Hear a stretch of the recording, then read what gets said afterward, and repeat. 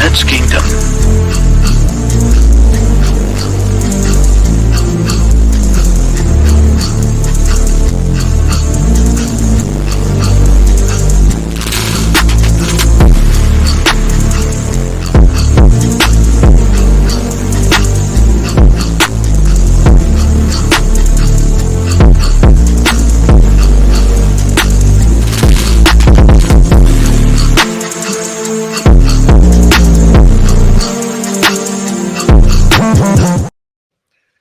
Yes, sir. So we back.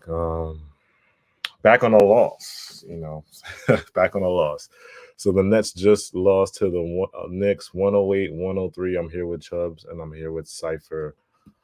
Yeah, guys. Fourth quarter collapses, man. It's just been a thing for the Nets. Like, I really don't know what to say anymore. Every fourth quarter we go up. It's just constant, and it's double-digit leads at times too. Double-digit leads at times, which like kills me. It kills me. The Nets have blown 3 double-digit fourth quarter leads in their last 6 games, and this Knicks game was a story. I mean, I'm just gonna quickly go through it. Brooklyn Bridges had.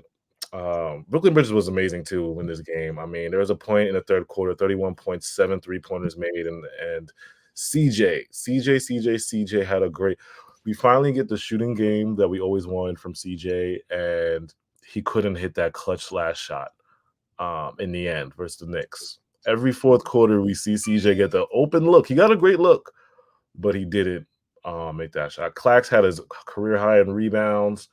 I think it was about 17. CT was great when he got in, but again, Vaughn didn't really bench. Vaughn kind of benched him towards the end. I was kind of like struggling to figure out why DSJ was in the fourth quarter, and I couldn't really like put my finger on it. Like, we're losing to the Knicks. We're losing the lead. We need buckets, and I'm watching DSJ kind of airball threes. I'm like, where's Cam? Where's CT? But what would y'all guys take? I guess. I could explain why he wasn't playing in the fourth quarter because Vaughn answered the question. He basically said, and this is from Lucas Kaplan on Twitter, Jacques Vaughn says he thought about closing with Thomas at PG, but that Brooklyn tried it last game against the Knicks, and what he said was, I didn't like the returns on it. I tried Cam Thomas at the 1. I love to be able to do that and give him more minutes on the floor. Yeah. What does returns mean? What are we, investments? Like, what is return on investment? What the fuck is it? You're a coach. Start fucking acting. You were a coach. Start acting like it. What are these words that you are using that make zero sense to the situation? I could understand putting DSJ in that situation. You do need a slashing point guard to at least create something for your shooters. You need to tell me Cam Thomas can't do that.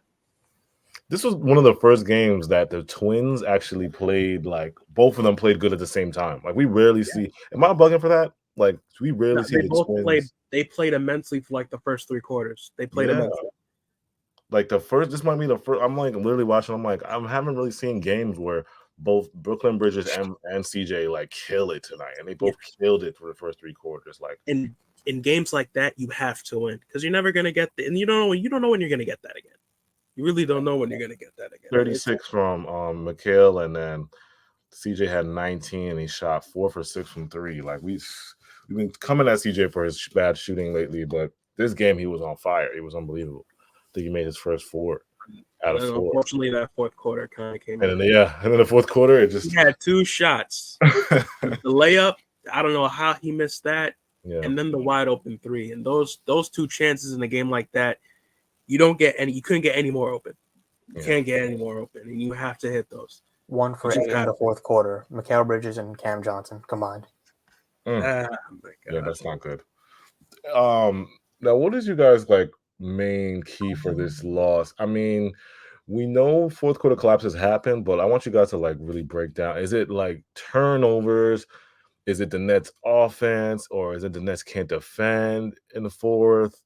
What is like some of the basketball reasons, but outside of Jacques Vaughn not calling timeouts and him not making the right rotations, like, are we just beating ourselves here, or is it really, how do you guys see it? You can go for it, sir. Yeah. I mean, well, aside from coaching, which I think is the biggest reason, offensive. Okay, so this fourth quarter and then the last fourth quarter against the Clippers, Yeah. the Nets have scored a combined 33 points. Mm. And particularly Mikal Bridges, in the fourth quarter, he just gets scared. Like, he just stops shooting. He stops being aggressive. And I thought it was because him, Cam Thomas, and Cam Johnson are trying to be too polite to each other, and none of them want to take over. But Mikal Bridges doesn't have that excuse tonight because Cam Thomas did not play the last 5 minutes until the 25-second mark when Vaughn subbed him in. So he doesn't have that excuse. And defensively, I mean, it just, when the offense is that bad, when you're missing shots and not getting rebounds, the Knicks and the Clippers just move in the fast break. And just, we're not that good in transition. We've been better the last 5 games, excluding tonight. The Nets were the 6th best defense in the NBA. Because we went back to switching, and it's been working, but defensively, we've been just in transition, and the whole year, we've just been terrible. Yeah, no, that's a great point you made, man. And it's like, we've seen CJ and Brooklyn Bridges in the fourth quarter, multiple games kind of just freeze up. This is why we constantly say on this channel, the Nets need a star, the Nets need a number one, the Nets need the number one option, because it's moments like these where these last couple games, like, you're supposed to close this out. I mean, take away Vaughn, take away the coaching aspect of it. As a player, you got to step up and be like, listen, we're not losing this game. There's those superstars like Kawhi, Paul George, like some of these guys, like all these guys, we're not losing this game.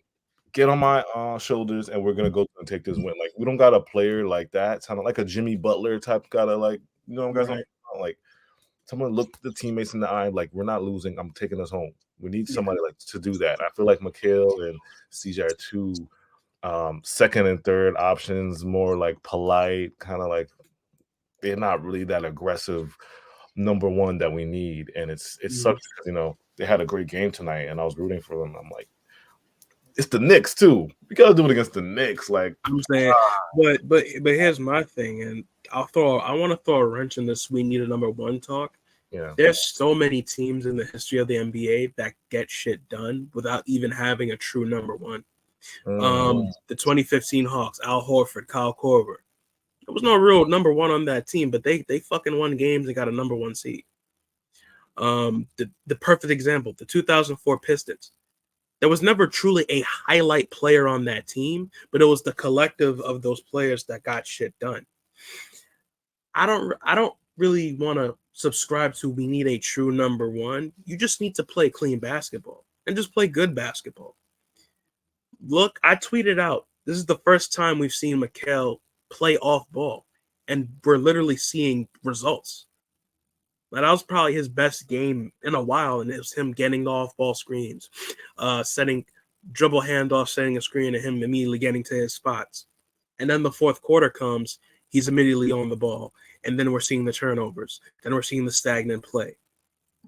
Yeah, it's something about that fourth quarter where it comes to coaching where the energy and the philosophy just changes up. Yeah. We just completely deviate with how we got that lead in the first 3 quarters, and we've just fallen flat every single time. And for Jacques Vaughn to come out with the cliche quotes of, we'll find ways to get out of games like these. The last 5 games were games like these, and you've lost every single one. Yeah. So you have to play clean basketball. I agree. You can't play the game stupid. It'll turn into stupid results. Yeah. That fast break that led to the Julius Randle dunk, that's a perfect example. Yeah. No way we don't score on that fast break. Yeah. You have to score on that fast break because that was the game right there. Yeah. Missing that was the game. And the game was so close down the stretch. I feel like you look at the stats, everything kind of was like wire to wire. We shot great from the 3. I mean, 35%. We shot better than them. Mm-hmm. We shot more shots than them. 95 shots. They shot 86 shots. Rebounds. They won by 2, 42-40 assists. We had more assists. turnovers. They had 14. We had 13. It's like a very close game all the way down to the fourth quarter with 3 seconds left. Yeah. And we can't pay attention to details. We were the better team for the majority of that game. Yeah. We were the better team. Like, we had more tenacity on defense. We were making the right shots, making the timely threes. It's just that fourth quarter, something just goes wrong. Yeah. Like these past 3 games, just something goes wrong. I wanted to quickly touch on the LA, the LA series that we had, because we didn't get to really talk about that. The Lakers Clippers. I know people saw us on national TV destroy the Lakers, and I'm just like, what? That caught us all surprised. I mean, CT went off. It was incredible game for CT. Mm-hmm. Talk really quickly if you saw the highlights or about the Lakers game real quick. What was your reaction to that? Beating up LeBron and AD, Nick Claxton outplaying AD. It's like, yeah. Well, that was the vision I've had for this team. Yeah. Like, run it through Cam Thomas, run it through Nick Claxton, and just keep doing that. It worked so well. Like, if you give Cam Thomas the keys and let him run point guard, because he could play make now. He's added that skill to his bag. Yeah. Before tonight, the last 3 games, he was averaging 4.7 assists. And so when Vaughn said it's not yielding the returns, like, that's a lie. He was averaging assists, and he was averaging 20 points on 50, 40, 80 splits. Yeah. Like, it works. When Cam Thomas had that game on national TV, and then the Clippers game, we saw Dinwiddie still start. It's like the fact that we're still trotting out the same starting lineup. It's crazy. It's crazy. 2-11 since benching Cam Thomas, by the way. Yeah. And then we see Cam Thomas play a perfect game. I mean, like I said, the playmaking, the efficient shots too. It wasn't no like Chuck. It was very efficient. I think he only missed like 4 or 5 shots. And then we fast forward into the Clippers game, and I'm watching the Clippers game like, oh, we about to cook the Clippers. We about to cook Kawhi, PG, James Harden. This is a fully loaded Clippers team, and I'm watching us kind of slightly smoke the Clippers. And I'm like, going into the fourth quarter, we're up again, and this I think was a double-digit lead on the Clippers. We're up. It's like an opposite day on the fourth quarter. It just. How much were we up by side? 18 with 10 minutes to go. Bro, how you lose? How you screw that up? And it's like that LA series for me. It gave me false hope because it's like, even before the LA series, we were playing very lackadaisical, nothing inspiring. We were just losing. And then it was like, oh, we have smooth ball movement. There's some energy. There's synergy.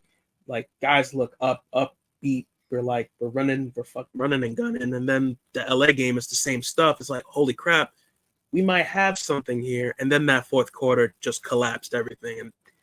And then just to have that happen again, it's like, what the hell? It was just I can't even believe it. I mean, it's like I knew I was kind of like in my back of my mind, like, it's too good to be true. It's James Harden, Kawhi, and Paul George. Like, we can't just destroy the Clippers like that. But the energy in which we played, it's like that was the most high octane we've played. Yeah. The whole season, honly. That was insane. And Kawhi just turned into Kawhi realized, wait, I'm Kawhi Leonard. You know what I'm saying? He started going crazy for 3. Well, it's because Cam Johnson was guarding him instead of Dorian Finney-Smith. Oh, yeah. Yeah. Speaking of Dorian Finney-Smith, he giveth and he taketh. He should have been benched this game. I'm sorry. There was a couple guys I was questioning Vaughn at the end. DFS, I understand we need a defense, but at that moment we needed buckets more than defense in the Knicks game. And then DSJ, I was like, it was kind of confusing to me having DSJ in. And then when he made the substitution, he took DSJ out and put DFS in. And then I'm like, this small ball thing versus the Knicks, because they got size, like they got sneaky size. It's not like they ran Precious and OG and they just dominated inside. Like 3, 6'8", 6'9". I mean, Julius is 6'8", OG's 6'7", 6'8". And then Precious was like 6'10", 6'9". Yeah. So at what point do you not put Harry Giles in? At what point do you not put Trendon Watford in? At what point do you not add guys that make your lineup overall taller? Like it's mind-boggling. Unless we're not seeing what's happening in practice, and Giles and Watford just look like come-ups in practice. Yeah, because I definitely think they could impact. I think they could impact every game. It's just that their minutes are so spotty. Their minutes are so spotty, bro. It's weird to say this, but this team is better when somebody is hurt. And I'm not saying I want anyone hurt. I want to be very clear when I say that. But if you look at the first 15, 20 games of the season, somebody was injured. Like Cam Johnson was hurt, Claxton was hurt. And so that gave Vaughn less options, And because of that, he had to play some of these young guys. It's why Cam Thomas was starting. Yeah, he was opening up the bench. Like, there's no reason why we're having 8 to 10, 8-9-man lineups in January. You should be opening up the bench, bro. He's afraid to bench some of these veterans. Like, he's afraid to bench Dinwiddie. He's afraid to bench Johnson. And, he's just not going to give these guys minutes. They're getting treated like Katie and Kyrie. Katie and Kyrie is gone. This is a team where nobody's position should be safe, theoretically. People should always be fighting for their positions. There should be a sense of competitiveness within that roster, and then it should result in wins. Instead, it's it's lazy. It's a soft mentality, and we're seeing it day in and day out now. Yeah, it's sad to see. Yeah. I mean, I don't even want to talk about going forward, but what's our next game? Well, we got what let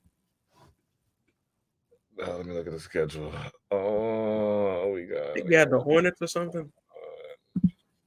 Yeah, I think it's the Hornets. Wait. Yeah, I gotta look at the schedule. I can't see. The Hornets? Do we? I don't know, but yeah. Regardless, we need to play better. I mean, what else can we say, man? We're playing the Timberwolves on Thursday. Oh my god! Right. Oh, beautiful! I don't even want to talk about that. Just beautiful. Just beautiful. I don't even want to talk about that. I mean, I'm looking through NBA Twitter, and they're making fun of it. I think NBA Central just posted the Nets loss column. We're a joke to teams now. We really are. Look at this. Look at our loss schedule, man. We're becoming one of those joke teams. LWW. And AJ, you know what? I love that it's happening because hopefully that sends a message to Joe Tsai to actually fucking do something. Yeah. If all else fails, just do something. It's not working. My biggest fear is that he'll do the wrong thing. He'll make Sean Marks give up 2 first-round picks for Murray and then call it a day. God. I don't know if he's going to even make a move, to be honest. But, hey, I think we're out. The Dejounte, let's talk about that. That'll be our last topic, and then we'll get out of here. The Dejounte Murray situation, first of all, his value is skyrocketing now because of what he's been doing. Have you been watching this man just cook the last 2 or 3 games he's been playing insane? Game winners, 35 points, 8, 7, all the numbers you want. So I'm thinking in my head, okay, his value before that happened, the Hawks were asking for 2 first rounds. So now, they're looking at the NBA teams, they're looking at him okay, you might be worth 2 first rounds because of the way he's playing right now. And then he can impact your team.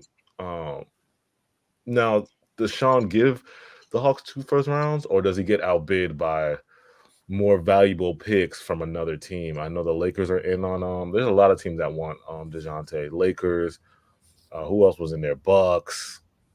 I'll say this. Yeah.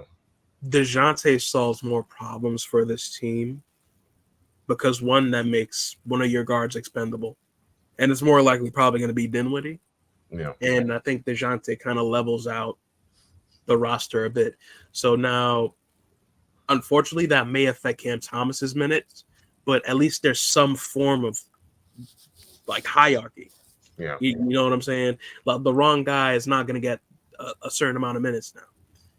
All right, however, give me your realistic trade package then, Chubbs. If we were gonna go for, because we know the Hawks want 2 first rounds. Now, what do you think the Hawks will say yes to realistically from us and we in return get Dejounte Murray. You know if it's the two first rounds, yeah. I'd get They're rid of gonna the want Philly more. pick. They're not gonna want more than just 2 first rounds. I mean, Yeah, player wise, they're gonna want something more than that, and to the level it might be a wing or even a young guy like Cam or Clax. But this is where, for me, guys like Spencer come in, guys like Royce come in, guys even like DFS come in. You can get a late first from one of these guys. Yeah. You don't need to get the lottery, but you can get a decent pick from any of those three, especially if teams are in need of. There's a lot of teams that are in need of a guard. There's a lot of teams in need of a defensive wing. And there's a lot of teams that are in need of a Swiss Army knife type wing in Royce. And Atlanta could use a Royce or a DFS or a Spencer. So, if anything, it's not the end of the world if you do give up those 2 first round picks. Because in my opinion, granted, Phoenix is in a bind where they're hovering between that 500. Guys are unhealthy. They're losing games and they shouldn't be. Unless Devin Booker and KD are not there, they're always going to be competitive. Especially with Beal there. They're always going to be competitive. So you have to get a little realistic. Like, the optics have changed. Yeah. It doesn't look like the Suns are going to just implode suddenly. As long as 2 to 3 are healthy, they're going to be healthy. They're going to be in the playoffs. They're going to be in the playoffs. They could arguably go to the finals. If so those picks arguably are going to be in the late first anyway. I disagree. Because look, Kevin Durant is 35. 2027 and onwards, I think those picks will be lottery picks. 2025, it's still like up there. But I think the Suns will blow up by then? Yeah, absolutely. Kevin Durant will be too old, and Bradley Beal is already old and injury prone. That's a fair argument. I mean, I'm not mad at the argument, but at the same time, I feel like those 2 arguments can happen at the same time. For all we know, Devin Booker can just turn into a fucking super mega star and just carry those 2 on his back. Either way, if 2 of those out of those 3 stay for a consistent amount of time in the season, it's not likely they're gonna just drop to where that pick becomes immediately favorable. Yeah. So it's like, unless like a faster implosion happens. Yeah. And I wouldn't look at those picks and just be in lockstep with those picks as much. And I wouldn't bet against KD. I know KD's gonna be old, but he's gonna age. I think his game's gonna age gracefully, like like a Dirk, or like he's not gonna be like 34, 35. I think he's gonna age a little gracefully because his game is based off skill and a lot of shooting. So I think he kind of plays an old man game right now. If you want to think about it, we're in an era where a top 10 player is 40 years old. we are in an era. Yeah, it's tough. We are in the era where superstars arguably have the best longevity ever in this history of the sport. I mean, there was a time. Medicine is different now. It is. There was a time in the sport you hit 33, 34, you're done. Like, pack it in, go overseas. You had your time in the career. Like, half of these superstars probably would have been done probably like 2010s basketball, like early 2010s basketball, even mid 2000s ball. But medicine. And this is an anomaly because I'm only choosing KD because of like he's one of the greatest scorers ever. I think at his age he's going to age gracefully, and that's 80% of the other guys will not age gracefully. But will he stay healthy? Will be age gracefully. That's only health. That's the only thing. Health. That's a different debate. Yeah. Could he probably get more random injuries? Absolutely. Oh yeah. But then again, you still have a guy like Devin Booker there. And he can really only go up. Like, how old is Devin Booker? He's 26, 27? Yeah. I see the 2 sides of the coin, though. Syph is right. There's 2 sides. Like, it could go, KD could get hurt and age badly, or he can get hurt. I mean, he can play well into his 30s. Devin Booker and Bradley Beal could start gelling. You know what I'm saying? Like, it could happen either. Yeah, no. Either can happen, but you have to look at, we haven't heard anything from the Donovan Mitchell front. We don't know if it's going to happen in the offseason. No. A lot of the superstars you want to wait for, it kind of looks like they're just in lockstep of where they are right now. Unless maybe and just maybe the Timberwolves if something happens. That's something to look out for. But either that, there's not a lot of teams where you can see just a sudden blow up in stars request for a trade right now. Yeah. So I don't know. I think he goes elsewhere. I don't think he goes to the Nets, but I wouldn't be mad if the Nets were aggressively in for Murray. I wouldn't be mad. That's right. Here's my thing about it, and this is why I'm against trading for any win now players right now. And it's because at the end of the day, expecting these guys to save us, like we need to be competent first. We need to be a decent team first, and then get these guys the way we were in 2019. Like the 2019 Nets were a competent team. They were good enough, and then they added the stars. Like to me, they'll just say we get Murray or even Donovan Mitchell. Like if you add those guys to this team, like we're not winning a championship. Maybe we'll make the first round.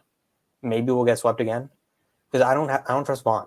I don't trust Vaughn, and I don't trust Sean Marks to make the right moves to build around him. That's fair. Great point. Yeah, that's a fair assessment. All right, y'all. Make sure you guys hit that like button, subscribe. Again, make sure follow us on Twitter. Nets Kingdom. AJ, follow Cypher on Twitter. Cypher's a really good follow on Twitter. All our Twitters are scrolling at the bottom. Instagram, Nets Kingdom 1. All socials, Nets Kingdom. NetsKingdom.net. Articles. Cypher's doing a good job on the articles. And appreciate you guys for tuning in. Sorry about the mic. I lost my mic, but I promise my audio will be better next time. My audio will be better next time. Love you guys. Check in. Appreciate you guys. We'll be back.